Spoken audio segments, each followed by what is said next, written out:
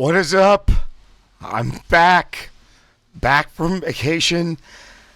I gotta do something first before anything.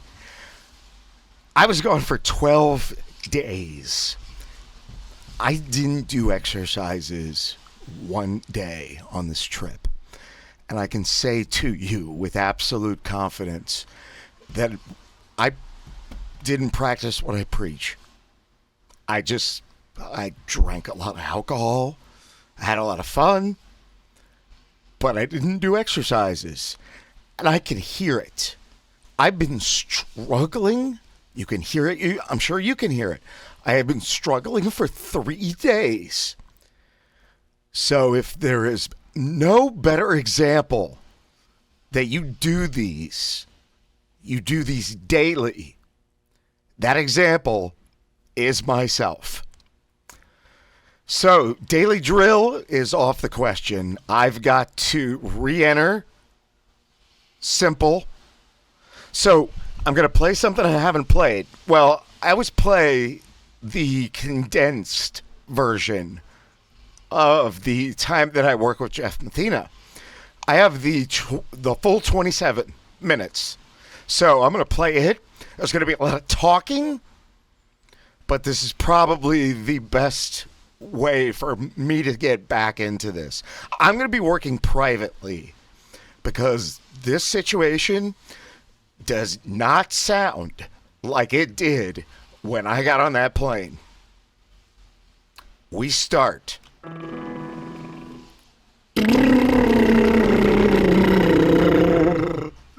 That's not the start. Hang on. You can take it with you everywhere. So make sure. Let me know when you get that wording. It's recording.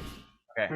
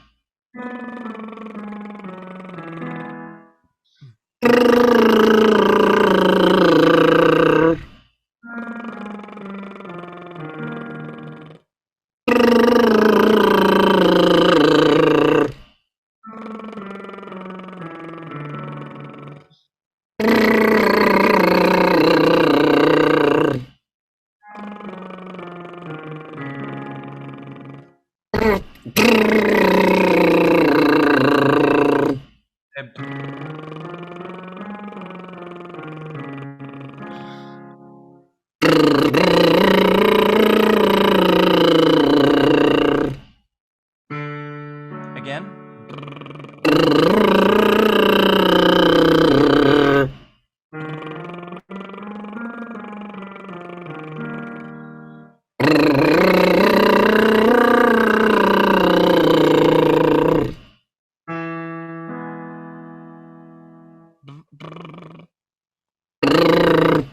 Yeah, do the whole scale. Oh.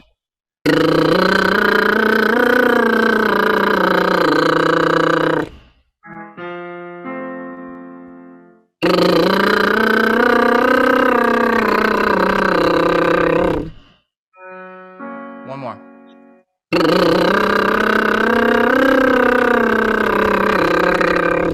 Good. All right, rest for a second. Okay. Should I still be feeling that in the back of my throat? Because I was catching it a few times, but Yeah, I mean the thing with lip rolls is they're a great way. They're the number one exercise you should be doing. It's what you should be doing at the top of every workout. Be doing them every morning. Like especially that tongue out variation, it's going to practice the relaxing of the tongue tension, the creation of tone, and the balancing of chord closure and airflow. So the airflow passes through the vocal cords. It creates a vacuum inside the vocal cords. The vocal cords then close and start oscillating. They beat together, and that produces tone. And what lip rolls do is they have a way of balancing out that tone, balancing out that airflow rather, because you have to maintain steady airflow in order to keep the lips moving, right, or Hmm. the tongue moving. You have to keep that steady airflow there, um, but then the vocal cords then benefit from the steadiness of that airflow.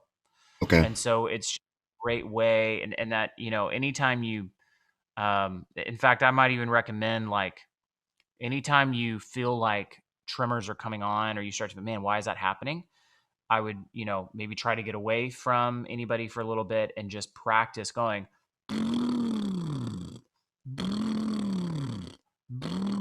just kind of going in half steps, hitting all those notes and sliding down, and see if that helps, because it has that way of balancing that airflow and relieving that tongue tension.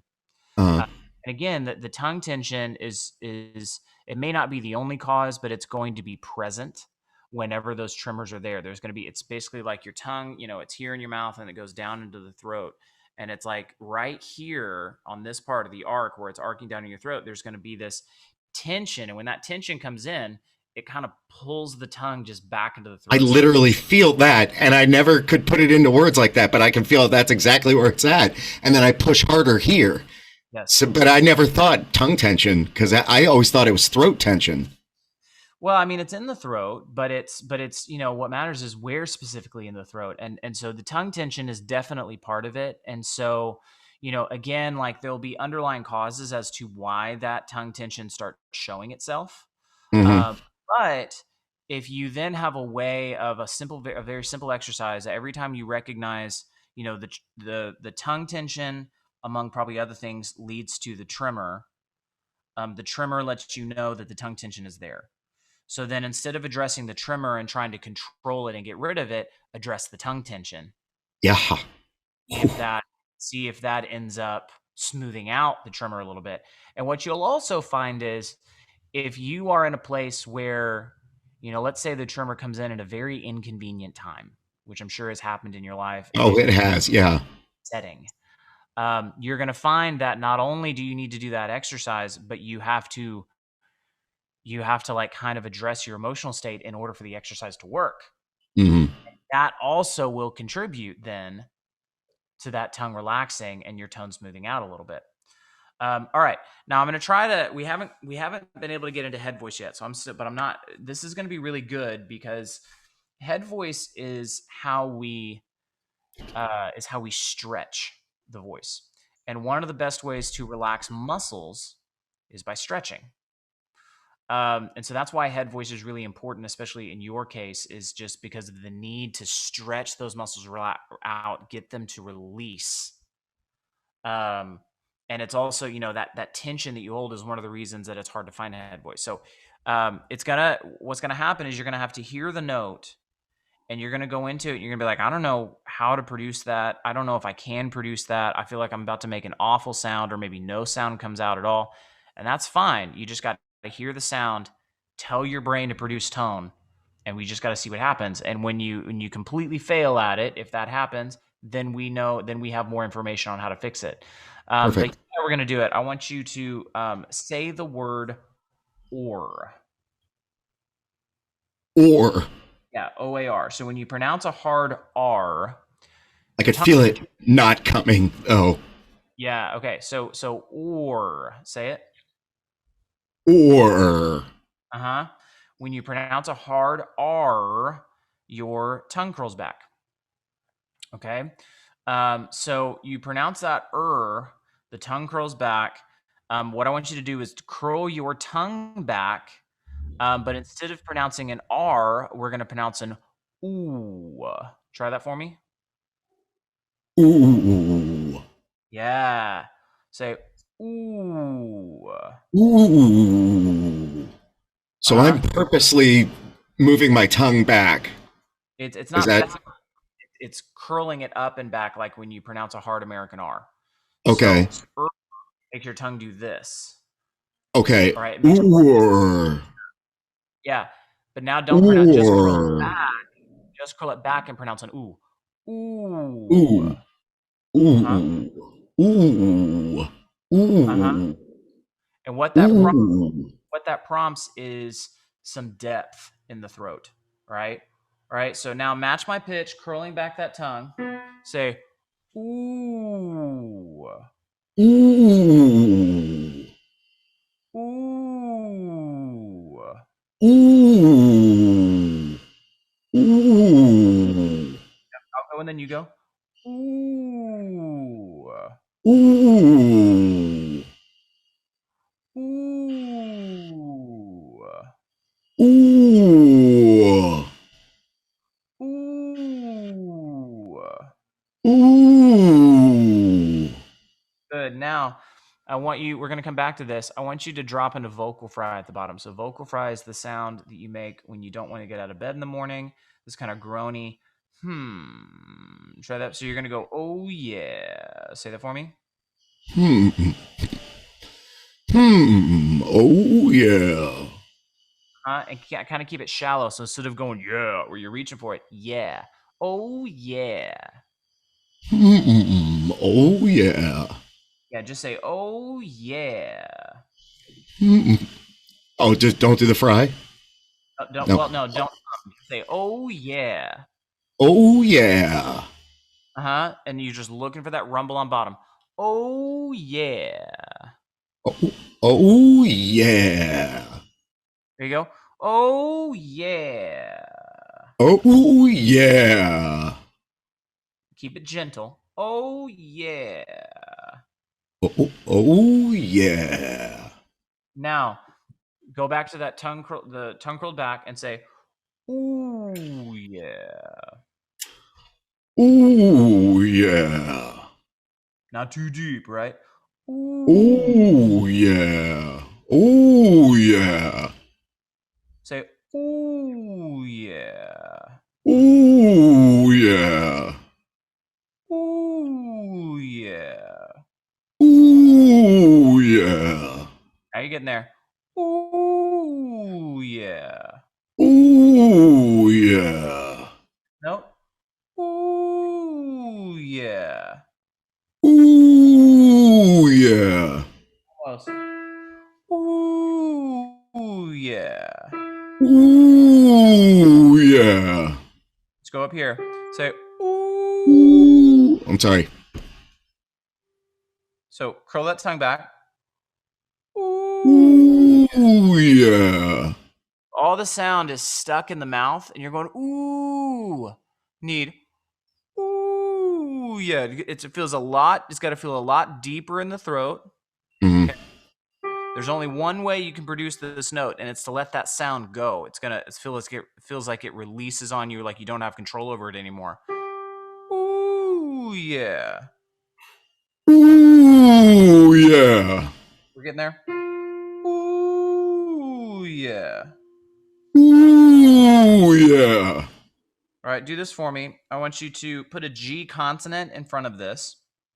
Say goo goo goo. Goo goo goo. Yeah, and it's a really shallow G consonant. Might even feel a little bit like kind of K like. Mm-hmm. Goo goo goo. Goo goo goo. Goo goo goo. Try it again. Goo goo goo. You hear goo goo goo. Do that again. Goo goo goo.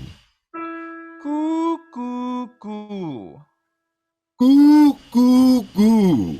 Yeah. Goo goo goo.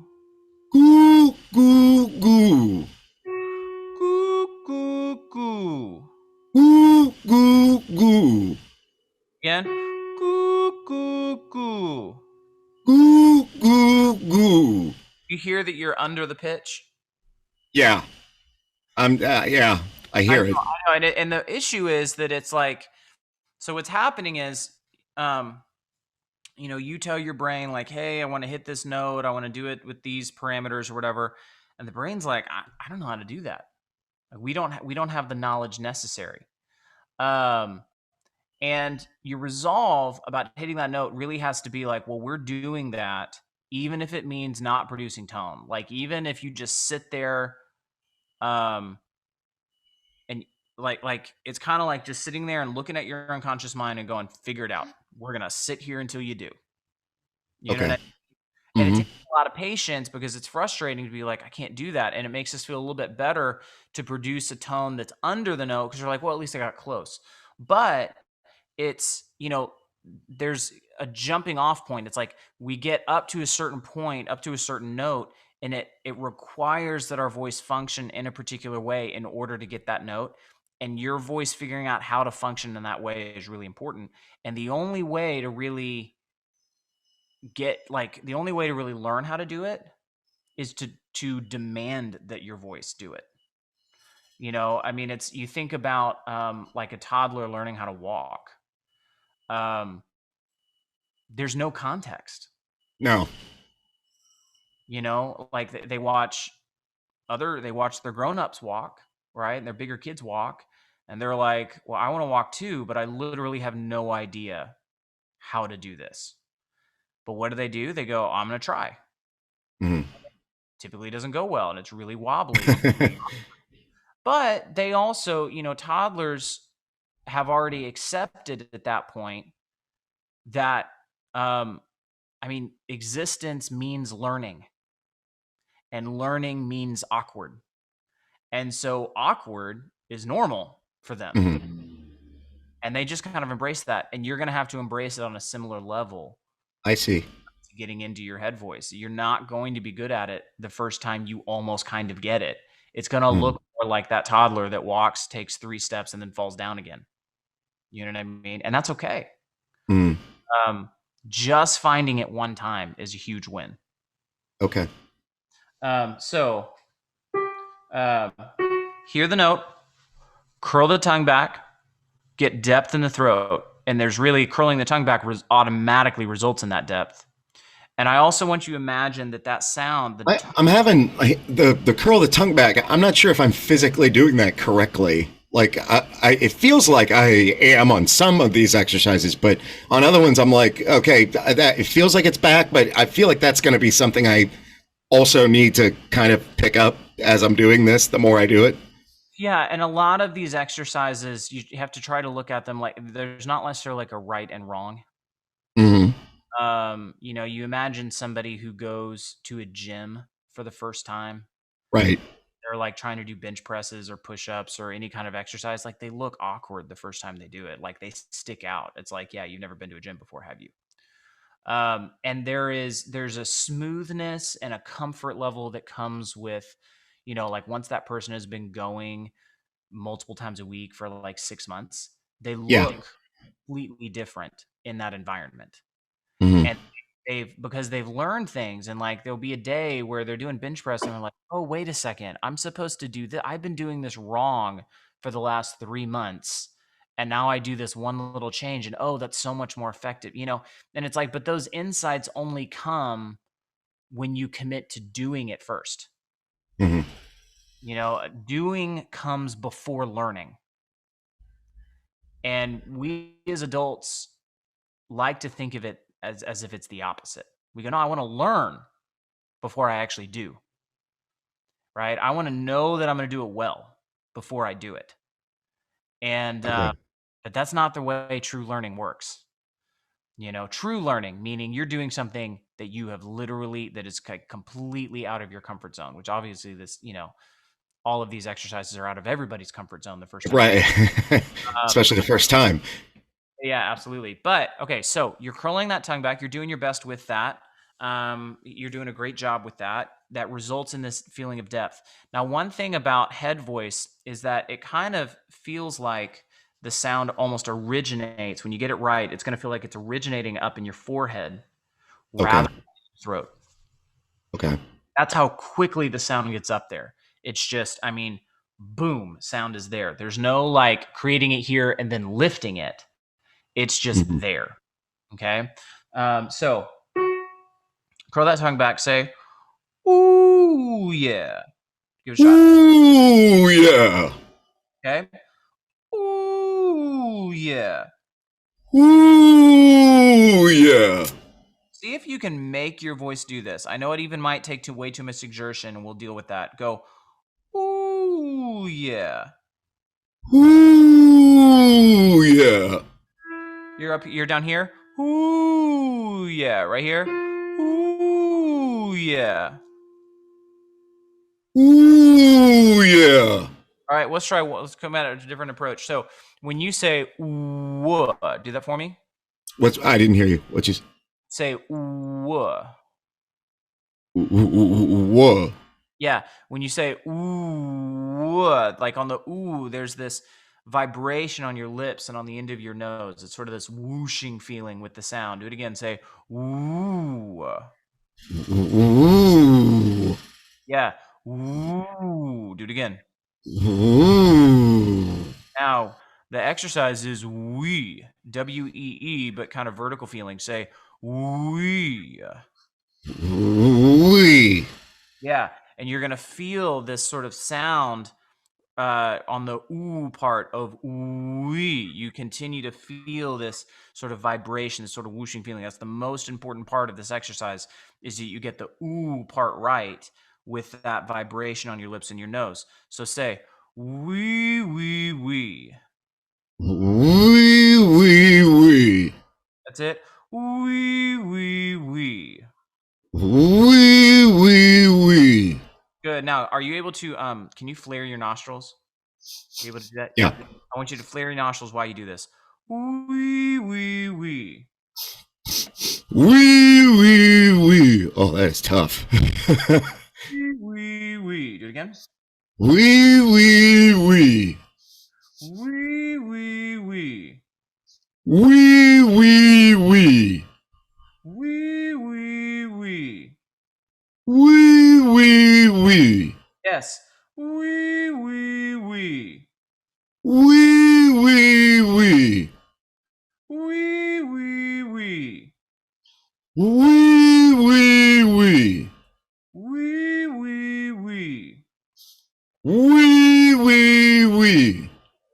Wee, wee, wee.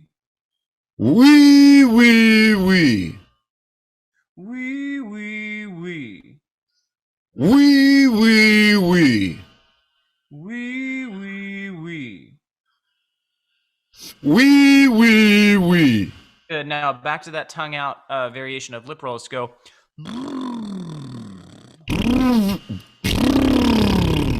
Go.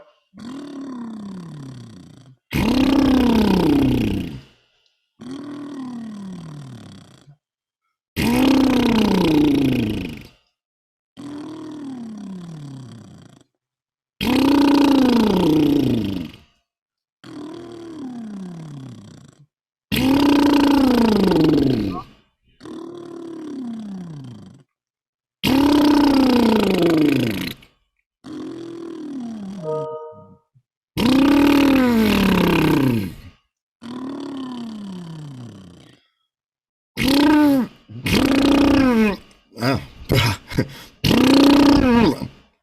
I don't know what's happening.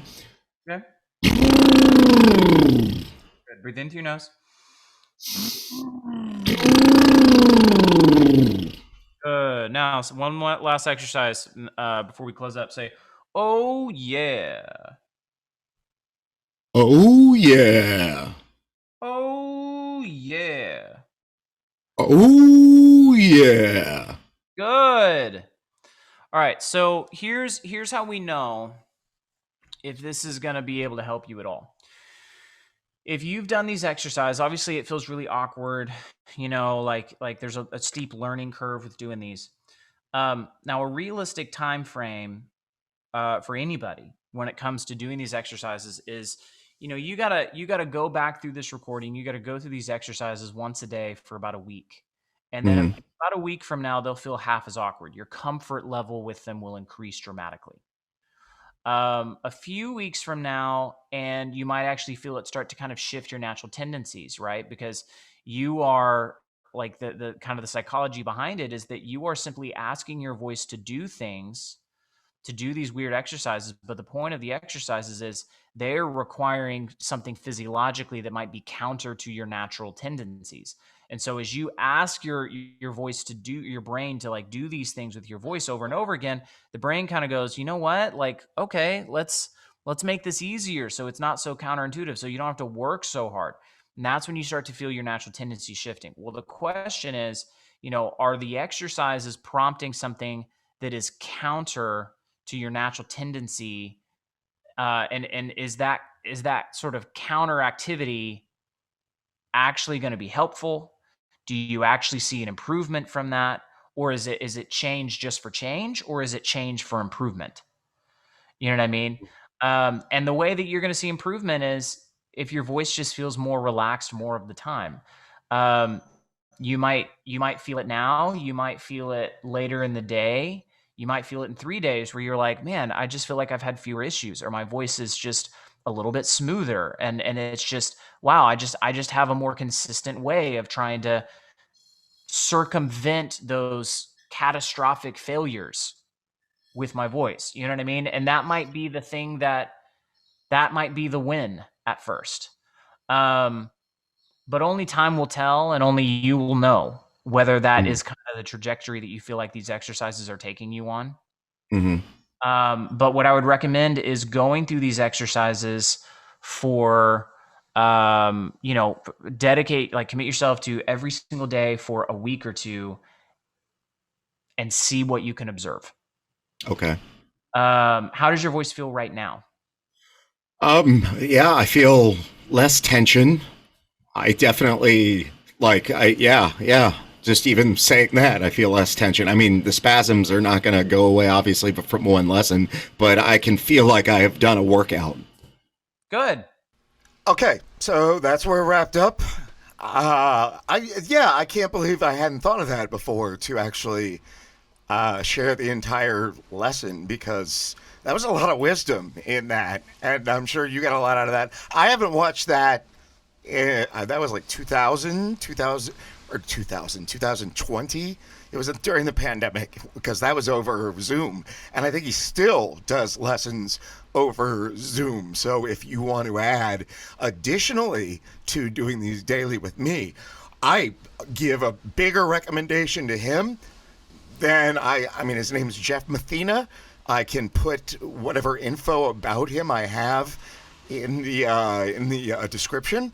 So that'll do it for us today. Before I stop, as I was on vacation, I know I say anytime that you would contribute to the show, it's going to go directly to the show. Well, I got this while I was on vacation. So, Nancy Stevens, Judith Syllabrace. If I botched that, my apologies. Marcy Thomason. You guys contributed to the show. Thank you. Couldn't help, or couldn't. I'm so blessed. I'm speechless. It was such a sweet thing to get. Believe it or not, you're the first 3 people that have. So I'll keep doing it. And, if you guys want to, you will. I never charge anything. It's just, if you get anything out of it, if you feel it's got some value, thank you. Appreciate it. And I will give the addresses for that at the end of the show. I'm back. We're here. I'm glad to be back. Now I'm kind of doing a comeback myself. So, daily drill, we're going to attempt it. But I don't want to be a mess while I'm doing this. I'm going to record 2 of these today. I'm going to record 2 of them tomorrow for this week. And then I'm going to try to get ahead again so that I don't ever, if I take a week like that off, I don't ever have you miss episodes. But obviously, you go back and see prior days, and that's why TV shows have reruns and such. But I like the personal connection, and I like the fact that I'm doing something with you that we're doing together every day, like clockwork. 5 o'clock is when these are released. 5 o'clock Eastern American time. And you'll always get a notification on my page. I try to share it to the Spasmodic Dysphonia page also. I already feel just 20 times better. And I share it to any other page that has, muscle tension, spasmodic dysphonia, what have you. So welcome if you're a first time here. That was a lot. So, but it was good stuff. So I'm back, and I'll see you tomorrow.